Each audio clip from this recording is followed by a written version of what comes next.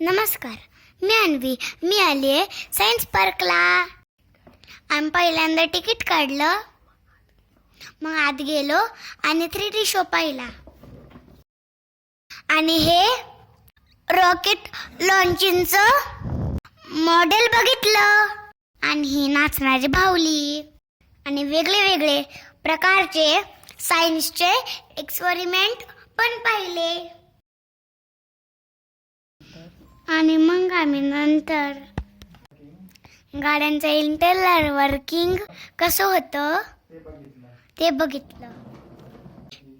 जसं की engine, gearbox, clutch, brake, engine इत्यादी गोष्टी बघितल्या.